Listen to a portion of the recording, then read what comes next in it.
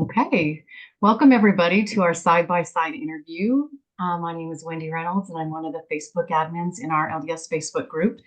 And tonight we're really excited because we have Vanessa and Vanessa Nuckolls. And some of you know Vanessa, probably most of you do. That's why you're here. She is a very loved member of our community, and she's one of those quiet servants. Vanessa's the one that's behind the scenes making the graphics and the videos for us. She is a Facebook admin in our group. She also, Vanessa does she's on the conference committee. And so she does a lot of the journals and the graphics and the marketing and everything for our June conference. So we're really excited to have her here. I think Vanessa is smart and funny and wise. And I love the way she works her program. And so I'm excited for you guys to get to know Vanessa tonight because I just love her with all my heart. And I was so excited to be able to interview her tonight. So right now, we're going to go ahead and show you a little bit about Vanessa's. Oh, somebody needs to mute. Let's see. Allison, could you go ahead and mute? Thanks.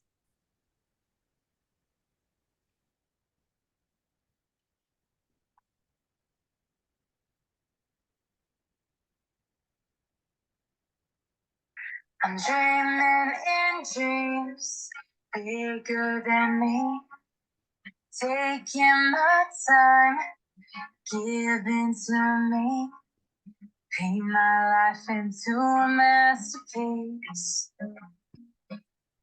coloring how I want it to be. Won't stop till I see what I want to see.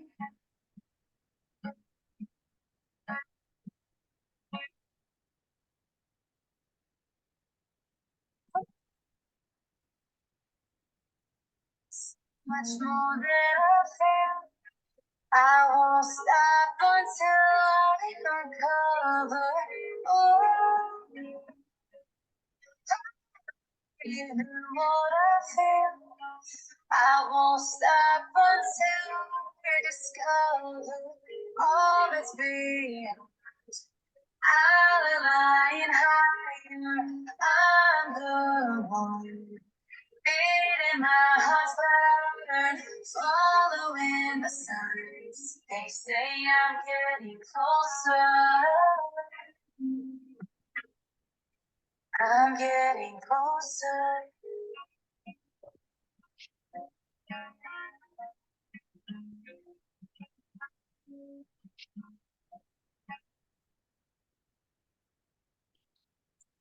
That was wonderful.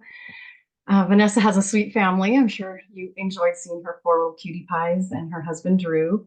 So, Vanessa, if you would just go ahead and just tell us, where you live and a little bit about your life right now before we go back into your story.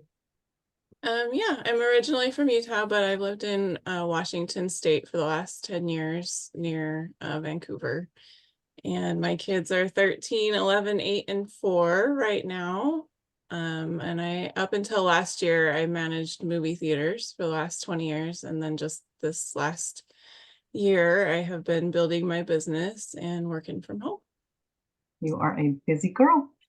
I love that we have Vanessa tonight because she kind of represents the group that is probably underrepresented, which are the moms who are still in the trenches with a house full of kids. So it'll be fun to hear about that. Okay, here we go. So can you start us off with and tell us a little bit about your journey of, do you consider yourself a food addict? I do now. Okay. Yeah. Okay, so we can use those words without offending. Tell us a little bit about your recovery from food addiction and a little bit about your story. Yeah, so I've been overweight since I was 10, other than like a year of my life when I was 21 and I was walking 7 miles a day. I got down to a right size body long enough to get married and then zoomed right back up to very heavy weight. And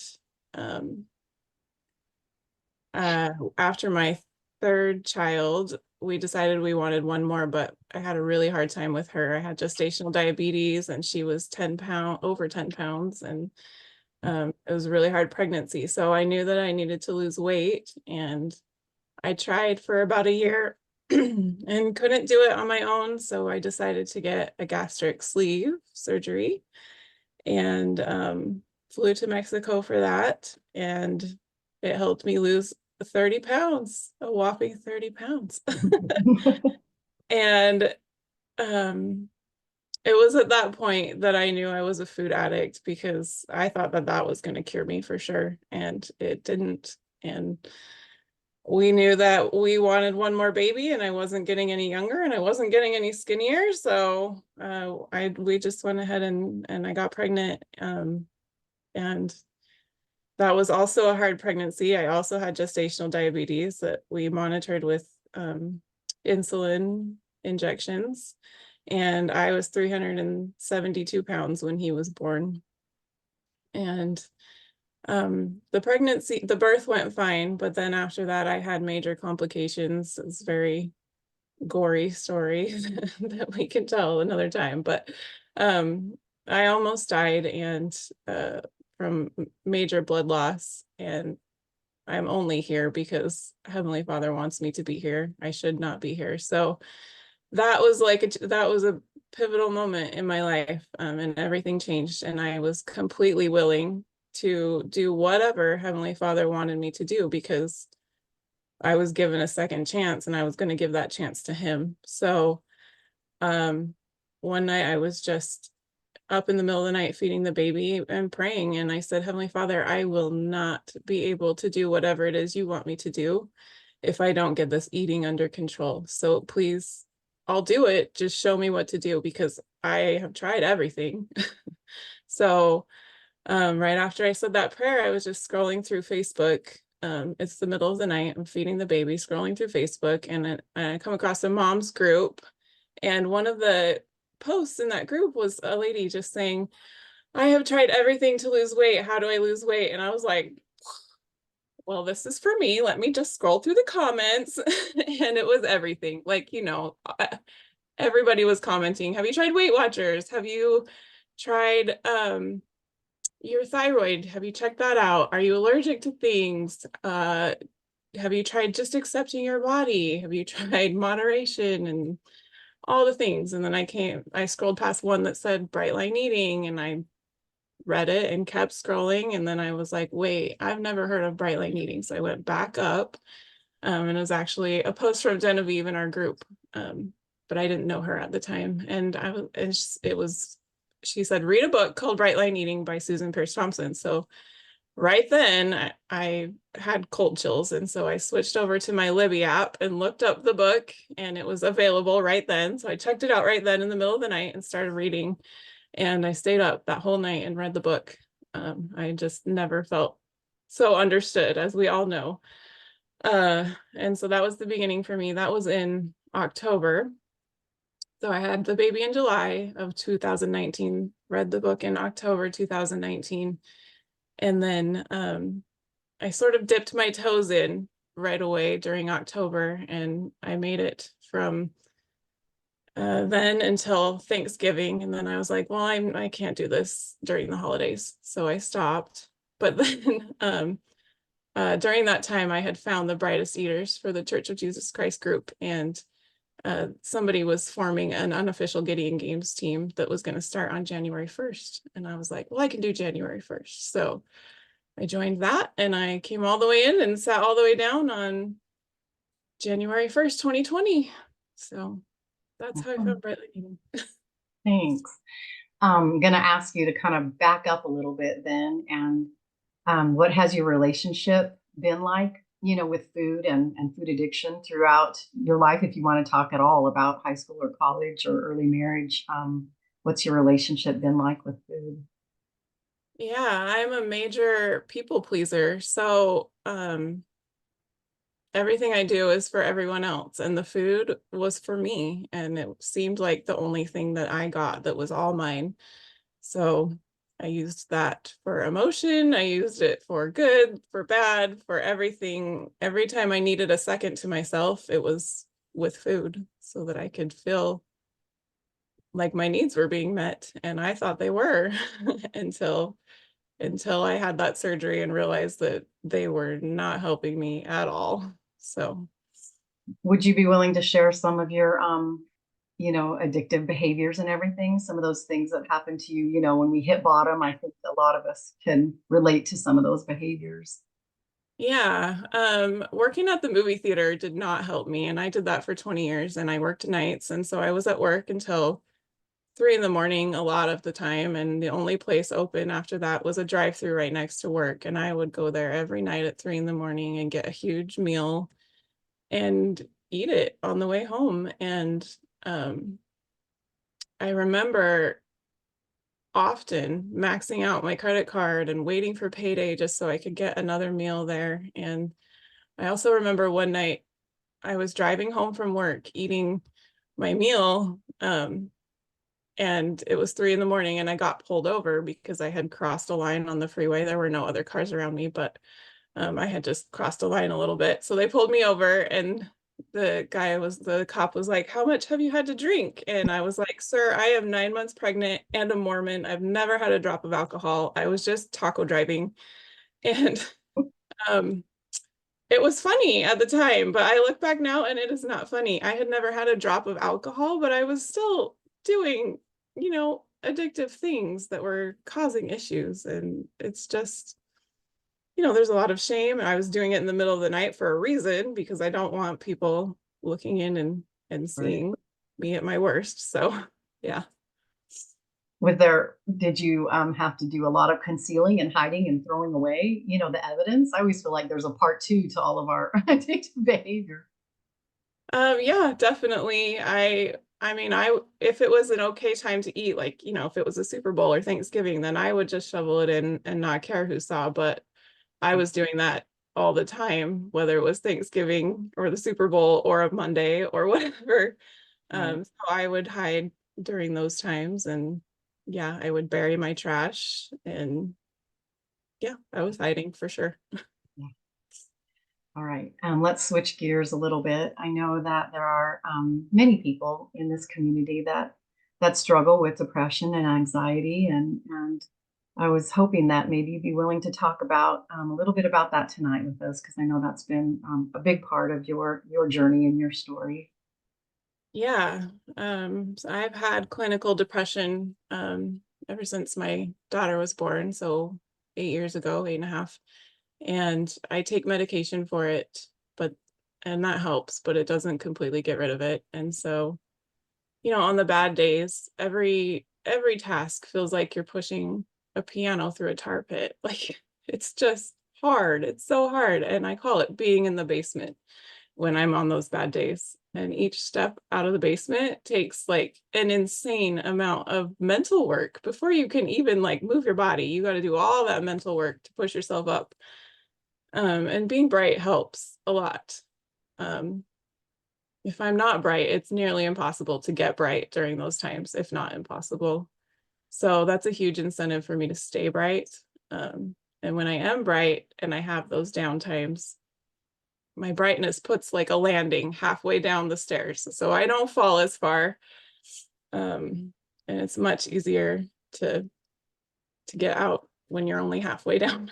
And doing my habit stacks every night is it's kind of like putting a railing on those stairs. It's just one more piece that helps me climb back out when I need to. So when you're in one of your, I don't know what you call it, but when you're in the basement, um, do you completely isolate? Are you able at that time still to be able to connect with some people in the community, or how does that work with your connecting in the community versus, isolating in the basement? Yeah, I mean, there is some isolation I have built into my habit stack. One of my habits is that I need to check in with somebody in the Brightline eating community every day to kind of prevent that. Um, but sometimes that's all I do is I just check in with one, usually my mastermind group, just one place I check in, and then that's all I do and that helps because then I know somebody knows that I'm still here and I'm struggling or whatever it is. But yeah. What would you share with people maybe in the community or that's listening to this tonight or recording, if they are struggling with depression and also trying to resume or stay bright? What would you suggest for them to maybe look into?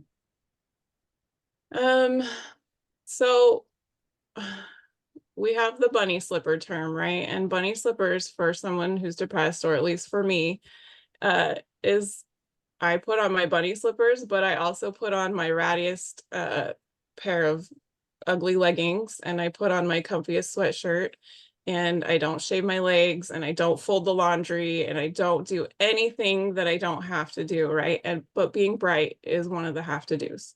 Okay. So I just power down all of the other systems so that I can divert all my energy to that. And it takes a lot. It takes a lot. And, you know, somebody looking at me from the outside, my poor husband probably thinks, oh my gosh, she is not okay. But really, when I'm in that state, I am diverting all my energy to what is important. And it's just the other stuff that is falling by the wayside. And so, you know, looking from the inside out, I'm doing what I need to do to be okay. No, Thank it you for doesn't. sharing. Thanks for sharing that. That's very sweet. Thank you. I think it helps sometimes when we're guiding others or being guided, there's always the question of why. Why are you a bright line eater? And what is your why that keeps you going and keeps you motivated? Yeah, so that definitely changed when I almost died. Before, I was just trying to lose weight to look skinny. And after that, it became all about, well, what does the Lord want me to do? And the Lord wants me to do bright line eating. So I'm gonna do bright line eating. And it's hard, and I'm human, and I fail at it. Um and I'm not perfect, but it's where he wants me. So I'm not going anywhere. I'm not giving up. I'm just going to stay here and do it. And all of the other reasons that I could put in my why fall under that umbrella, really. It's all about, what does Heavenly Father want for me? Because whatever he wants is what I want. And that's not changing. It's Not changing. Yeah. not going anywhere. Okay. Here we go with the question of the emergency action plan. I'm not very good at this, so I want to hear, do you have an emergency action plan? Do you use it? I don't have an emergency action plan. I have an emergency action, and it only works when I choose to use it. And if I don't want to use it, I'm not going to use it. But every time I use it, it works. And that is just to call out the food thought to myself if it's a small enough food thought. If it's a big food thought, then I go to my Gideon Games group on Marco Polo and I say, look, guys, I'm having this food thought. And I'm not going to do anything about it. And that's all I say. And they respond to me because they're amazing. But even if they didn't respond to me, that's usually enough for me to make it through that moment. Well, what's some of their responses to you? Oh, they just come on and remind me why I'm doing this, and give me their magical wisdom. And my Getting Games team is amazing. They all say a prayer for me, and I can feel the boost. And they're the prayer warriors, is what we call ourselves. And we pray for anyone who needs it, and they're great at it. Thank you.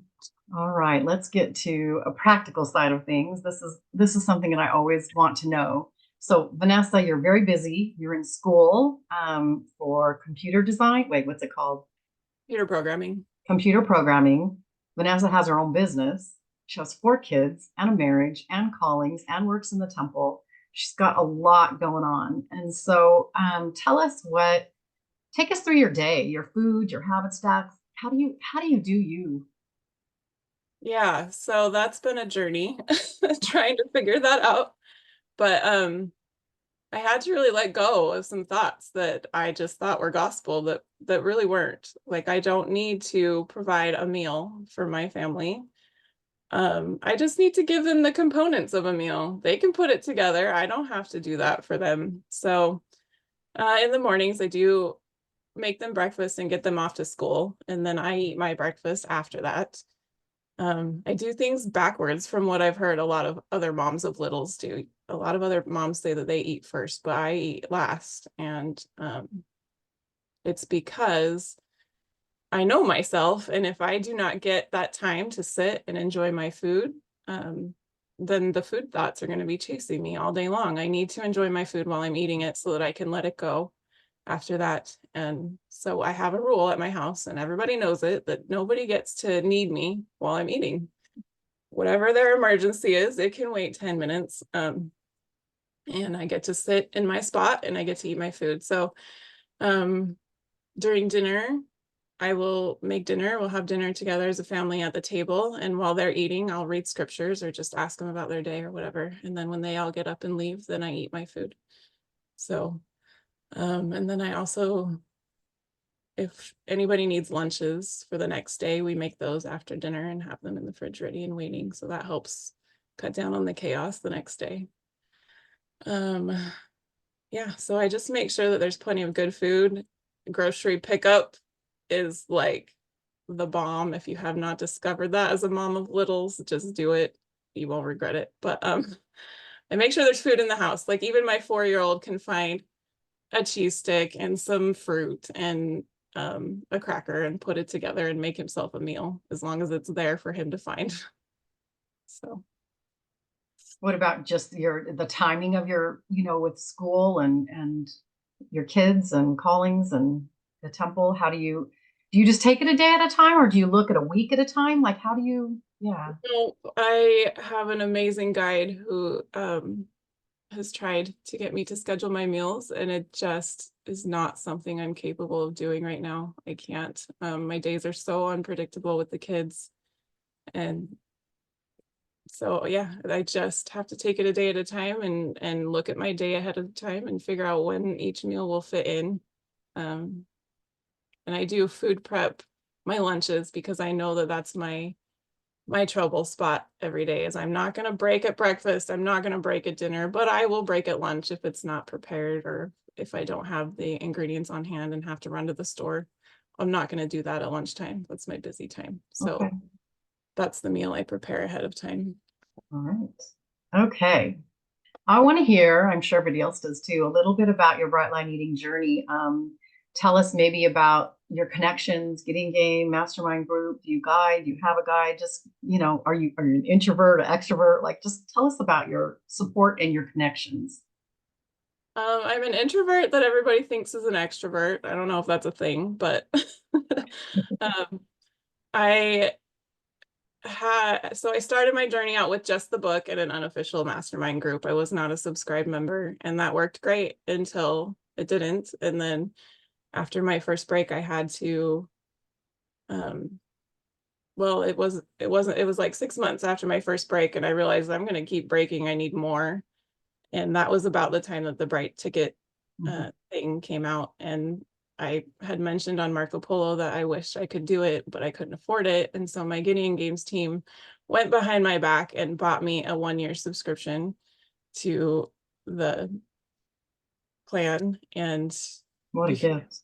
yeah, What a they're gift. amazing. It was amazing. Everyone in this community is just amazing because they're all so focused and they know what the spirit needs from them, and they do it, and it's great. So after that, I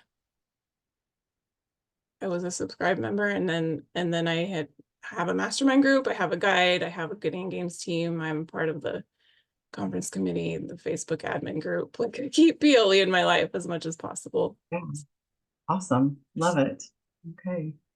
All right. I know that you're wonderful with words. You're a great writer, and your posts on the Facebook admin group for Come Follow Me have just been amazing. So I know that your spiritual journey is really important and close to your heart. So can you share with us? I don't know. I don't know how to ask this, but your spiritual journey, being a member of the church and on the covenant path, and how that's kind of combined with your Bright Line Eating journey.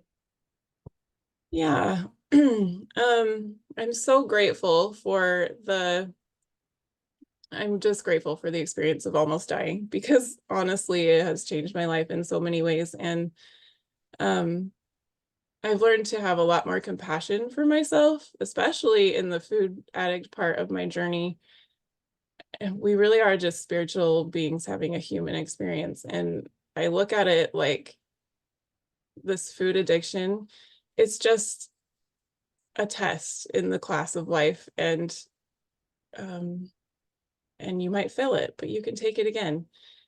And it's kind of like a couple weeks ago, in my computer programming class, I spent like 6 hours on one line of code, just trying to get this line of code to do what I needed it to do. 6 hours on one line. And that to me is kind of what, food is for me. I'm spending a lot of time trying to fix this one little part of my life, but that's okay. That line of code took another student like 30 seconds and they were fine and they moved on. And that's just how life is. This is my thing. And I have a great teacher of Heavenly Father, and Jesus is an example of someone who has passed every part of the class perfectly, and he'll help me with this part. So how can I be mad or frustrated or bitter about something that brings me to my knees, and is the thing that lets me get closer to Heavenly Father than anything else? I Yeah, can't. So very well put. I know it's like we want it to be a check, done, move on, graduate. But you're still young. You guys, she's not even 40 yet. So Vanessa has lots of years of bright line eating ahead of her and growth and refinement. So okay, I know that you resumed last year, and I think a lot of people love to hear about how somebody gets out of the ditch into peace and freedom with food. So if you could just tell us a little bit about how you got out of the ditch and how you resumed. mm. I know that's a big topic, but it's an important one for those that are struggling. And it's personalized as well. So what I say may not apply to everybody, but as you know, I have depression. And so it took a long time, and it doesn't take everybody as long as it took me, and it might take you longer than it took me. I don't know. But I had to throw every single weapon in my arsenal at this monster. Everything. So, I was taking the Resume course, and I got a mastermind group, and I got a guide, and I got close to my Getting Games team buddies every week, and I made a plan, and I was binging this whole time while I'm doing all of this, by the way, and observing myself really from behind the scenes, as I do a lot of mind work. And I was just watching myself shovel the food in and saying, okay, Vanessa, are you enjoying this? Really? Like, is this making you happy?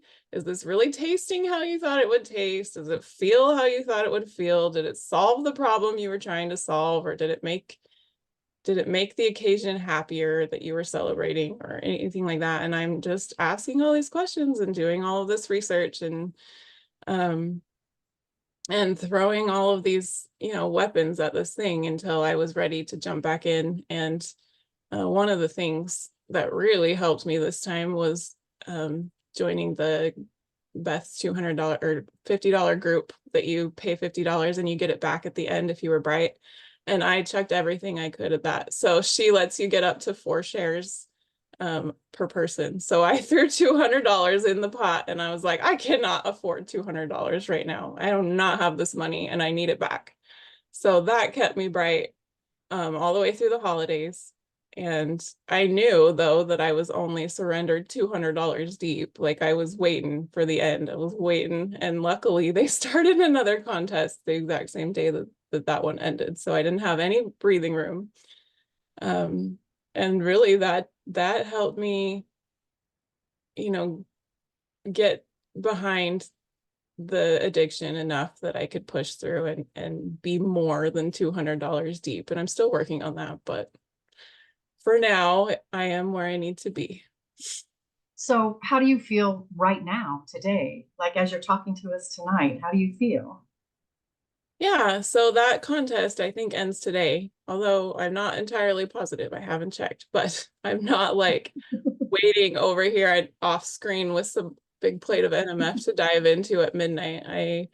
I'm a little bit farther along than I was when I started that the day before Halloween. And I feel like it only takes just a couple days. And after you power down all of your systems, so that you only have what you need and you're getting bright, it only takes just a couple days, and then you can power on another system. And a couple more days, you can turn another one back on.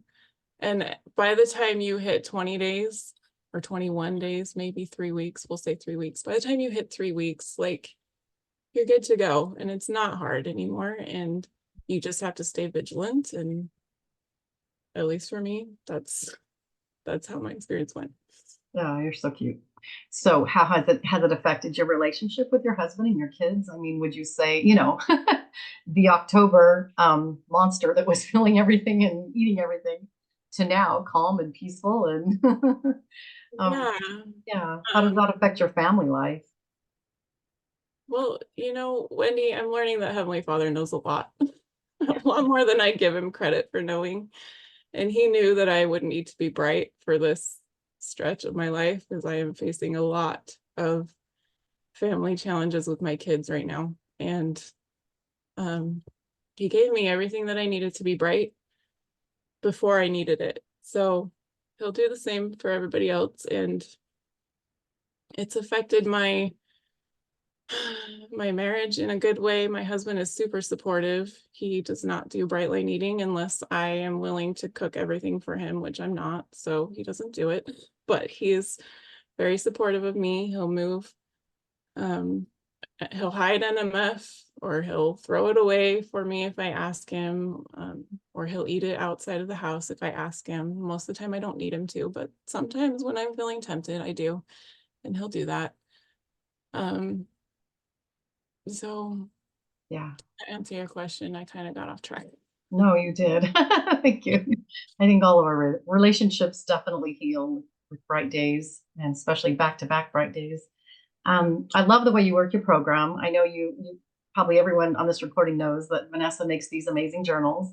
In fact, mine is, I fill mine out every, I didn't even realize it was sitting here next to me. Commercial for, I don't know if you can see that, but oh, probably not because I'm all blurred out. But I have a journal that I fill out every night with my habit stacks, and I love Vanessa for creating it for me, and it's blessed my life. And I would love to hear how Vanessa, that how you work your program with your habit stacks, whether it's morning or evening or whenever it is. Can you tell us about that? Yeah, so when I first started Bright Line Eating, I was like completely overwhelmed. And I'm a creative creative writing major. So writing is not new to me, but the amount of journaling that Susan expects us to do or recommends for us to do was too much for me. I don't like journaling in the first place, and a 5-year journal and a nightly journal and a nightly checklist and a food journal, all the things. It was too much. So I just used my personal talent and designed an all-in-one journal, and that's what I use. And mine looks a little bit different than the ones that I designed for everybody else, but I can show it to you if you want. Let's see. Yeah, let me know if you're able to share the screen. Yeah, I am. Okay. Is it up? Yep. Okay, so this is an example of what I fill out every night, and it just has my food plan for tomorrow and how much water I drank and whatever I learned today. And that could be literally anything. It can relate to school or bright line eating or scriptures, or sometimes snuggling with Miles is more important than anything else, whatever. And then today's personal study, anything that I studied to better myself, and the top 3 things that I needed to do today, and did I do them? And the most important part for me is this middle section. These are the things that I have to do every day or try to do every day, that will keep me bright.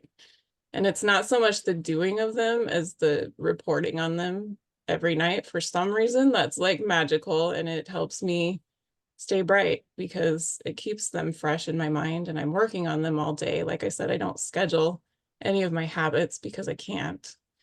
But I make sure that I do prayer and I take my meds and I do my scriptures, and I'm up. That one, the dress by 7 a.m., that one gets not checked off all the time. And outside time is important for my depression. I need to do a load of laundry every day if I don't want to be overwhelmed by that. And bedroom reset is mostly just making my bed, because that makes me feel like I accomplished something. I clean something every day. I catch up on my orders for my business and my homework for my school. And I try not to spend extra money. And I check in with someone from Bright Line Eating. I do scriptures with my family. Right now, my goal is to go to bed without my phone. And then I have all of my kids listed in circles at the bottom right there. And I try to have like a one-on-one kid moment with them every day, just something really little. And then I have my gratitude list and something that I want to remember. And that space is really small and not overwhelming to me. So I just fill that out. And this is digital, so I do it on my iPad every night. But that is what it looks like for me. Thank you. I was still reading. I was like, I'm sorry. wanting to see more. I love it. Thanks, Vanessa. That was really helpful, and I'm sure a lot of people enjoyed having a little peek into your life. And one of the things I love about Vanessa, she's very real and very authentic, and so I could see little pieces of that in your journal when you're reporting. Okay, so some of you maybe have joined us later, but at the beginning, um, we had some quotes in Vanessa's little movie about her life, and they're beautiful quotes. Some of them I hadn't even heard before. So I asked her if she would share these quotes with us and explain why she wanted to include those in her little life movie. Yeah, the one by President Monson. One of God's greatest gifts to us is the joy of trying again, for no failure ever need be final. I mean, I think it's obvious why I love that quote, but failure doesn't have to have the stigma that we attach to it. It's honestly just a chance to learn and try again. And I love that. It's the resuming quote, right? Yes, fits. And then if it doesn't challenge you, it doesn't change you. And that goes right along with what President Nelson taught us about the Lord loving effort, which has been my favorite quote since he said it, because it only takes this much effort, and then he'll put his strength in with yours. Like every morning that I can't get out of bed, all I have to do is work up the strength to say, Heavenly Father, please help me get out of bed. That's all I have to do. And then he helps me get out of bed. And all I have to do is have one bright meal, and he'll give me the strength to have the next. So that's why I love that one.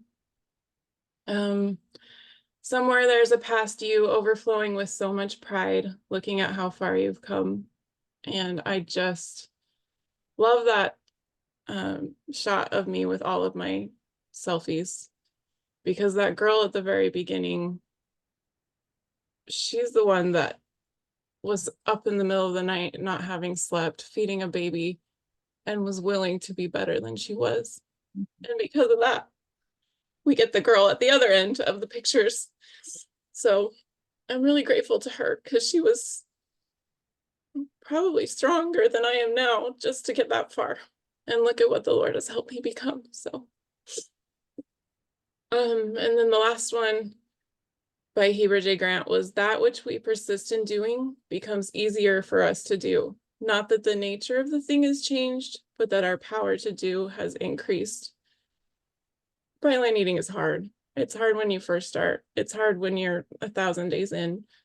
It's hard, and it doesn't change. It's eating food. It can't change. It's the same activity every day, but we change and we get better and we grow.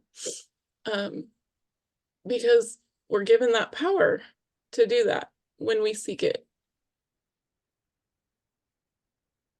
Was that the last one? Yeah. Thank you. Thanks for your testimony. Would you be able to share with us how you have personally grown since embracing bright line eating and coming into your recovery in this last year?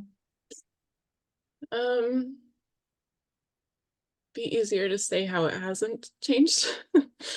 But I'm more patient with my kids, because I can see that they're learning just like I'm learning, and every failure of mine makes every failure of theirs okay. And Yeah, it makes me more willing to help them, because I've been helped with mine by the Savior. And in my marriage, when I first started Bright Line Eating, I told my husband that I just needed one person in my life who didn't care what the scale said or what I looked like or what I was putting in my mouth. So I asked him not to ever comment. on anything related to that. And he said, okay, and he's kept his word, and he finds other ways to encourage me and to support me, and he's amazing. So that has changed our relationship because I watch him serve me every day and help me achieve my goal. And it makes me feel worthy, of someone else's love, because he gives it to me every single day, whether I am bright or not bright. And my relationship with my Father in heaven has changed, as we've discussed already. I've become closer to him since January 1st, 2020. It's taken, these 4 years have bumped me up exponentially in my relationship with him over all the previous years. And yeah, I think that's. Yeah, it's amazing what eating clean and eating bright can do for our spirits. It really does change us on the inside, doesn't it? It's not just what's on our plates. So as a last question, before we open it up to other people's questions, do you have any advice? I know that's like a bad word in bright line eating. What would you like to share if somebody right now listening is struggling, or maybe they're new to bright line eating? What would you like to share with them? Yeah, so if you're struggling, my advice would be, don't waste a break. Pay attention to all the things you're learning while you're breaking, and watch for the opportunity to jump back in. And you'll feel it if you're watching. You'll know if it's to join that $50 competition, or to join a Getting Games team, or to whatever the next thing for you is. You'll know if you're paying attention. So just pay attention, I guess, would be my advice if you're struggling. And don't go anywhere, because the answer is here, and we're here, and everybody in this community will help you if you're willing to receive the help. And my advice for somebody who's new to bright line eating, don't break. No, just kidding. Just embrace the program for what it is. Embrace the simplicity, embrace the amount of light that's going to come into your life if you can just make it past the first hard part. I remember when Susan talks about it being like an hourglass. Like when you first start, it's going to feel super restrictive, and you're going to feel like you can't breathe, and you're not going to make it to the next meal, and you're going to die. And after you get past that lovely feeling, then the whole world opens. The whole world. Just Yeah. And you sign up to go back to school, and you become an ordinance worker at the temple. And yeah, then you bring all of this stuff to your life that you then have to juggle. But you know what? I can now do so much more on so much less sleep than I could do before. And it's amazing. And we were talking about this in my Getting Games group. Just everybody was telling me, oh, you do so much. And I was like, no, you do so much. Everybody in this group does so much, because we can. We can. We're that much closer to the spirit. We're that much more energetic. We don't spend all of our free time thinking about food, finding food, eating food. Yeah. We have time, and we can do more, and we do. No more hangovers. No more Yeah. sitting in front of the TV for hours eating. Yeah. I just want to thank you, Vanessa. Your testimony really does shine, and you're such a sweet, loving part of our community. So thank you for sharing everything that you shared tonight. And we love you, and we appreciate that. And we're going to go ahead and open it up for questions. If anybody has any questions, go ahead and just unmute and ask Vanessa the question.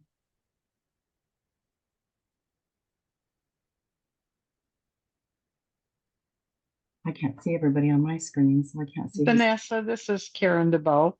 I am just so thrilled to get to know you better. You are so delightful. I have a question for you. Have you done or have you found that parts work has helped in any way, or is that just something that, where are you with that? Yeah, Karen, thanks. I am extremely intrigued by parts work, and also recognize that I am deep in motherhood right now and I have to cut some things out. So that is the first thing that will come back into my life when I have time for it. But I haven't had time to delve deeply. I love listening to the things and reading the things on the community page that everybody learns from Parts Work. And I'm gleaning what I can, but I'm not delving into it deeply yet. Thanks, Vanessa. Thanks, Karen. Is there anybody else that has a question for Vanessa?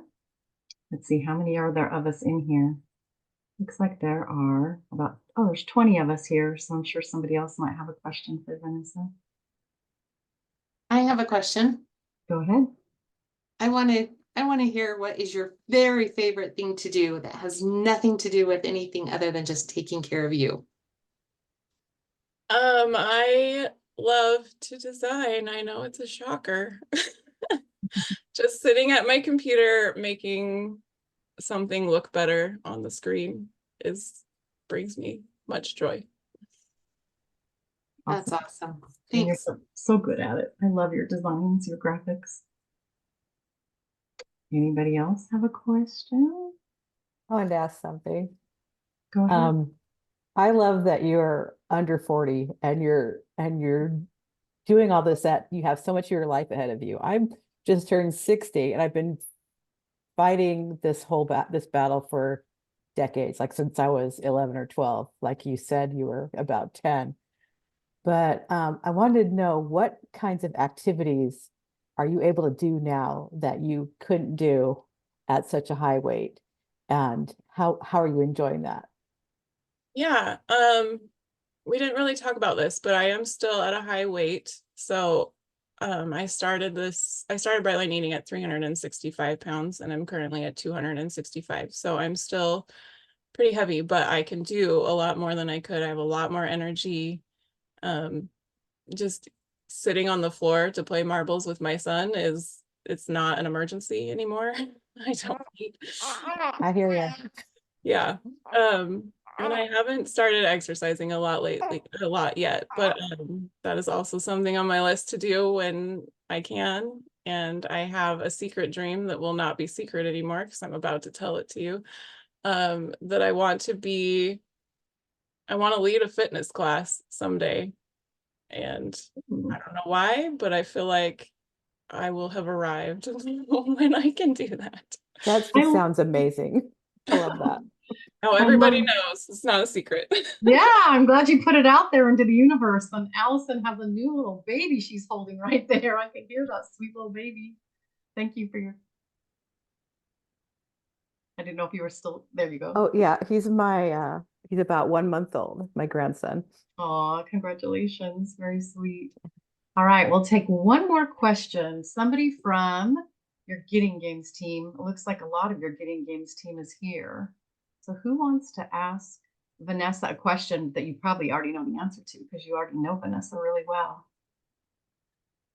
Amelia, Amelia, would you like to ask her a question? Yeah, I was wondering if you made that template for your iPad and if I don't know if you sell it or if I could get it or. Absolutely. I do. I do sell one. Yes. You can message me. I can give you some Message you. I don't know how to message you. Do you want to? Yeah. Or your email or something. I don't know. Sure. Yeah. Well, you want to put your email in the chat and I'll grab it. That'd be great. Vanessa, can I go ahead and put your Etsy shop in the chat? Sure. Can I put the link to that? I'll do that for everybody. Thanks, Beth. And I'll just say it. It's messynessiedesigns.com. Is there an S at the end? Designs? Yep. Okay. Messy Nessie, MESSYNESSY. And that's where I got my little precious one. I love it. All right. I think that's about it. Vanessa, was there anything else that you would like to share to kind of close out this interview? Maybe just your gratitude, your testimony, just some final thoughts as we close this out. Yeah. I'm looking at the names on the top of my screen right now of the people watching, and a lot of them are from my Getting Games team. And I have sorry.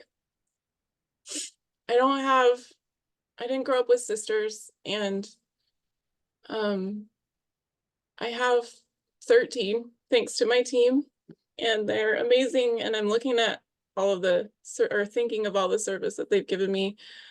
I don't want to call them out by name because they won't like it, but one of them, when I was really depressed, doesn't live anywhere near me, and called and scheduled a grocery delivery of just fresh fruit and veggies that were already cut up so that I could stay bright. And that was amazing. And they just know exactly what to say because they're all so close to the spirit. And I'm just grateful for them. And I'm grateful for my mastermind group. Wendy, you are a member of that. And it just takes people who understand you and people who know what you're going through to get you through the hardest thing of your life, right? And for me, this is the hardest thing that I've ever done. So I just grateful that I don't have to do it alone. And I'm grateful for this program. I'm grateful for Susan Pierce Thompson. I think she's inspired by the spirit, and I'm glad she listened. Yeah, absolutely. And I think that the connections and the relationships and the love that exists in our community, it's a reason to stay. None of us want to leave that because it's very it's nurturing, and it leads us to a brighter life. So thank you so much, Vanessa, for sharing yourself with all of us. We love you very much. And thank you all of you that were here tonight to support Vanessa. And we're going to go ahead and say goodnight and end the recording, and we'll put it up on YouTube just as soon as it uploads. But thank you, Vanessa. Love you. Love you Bye, too. everybody. Thanks for being here with us.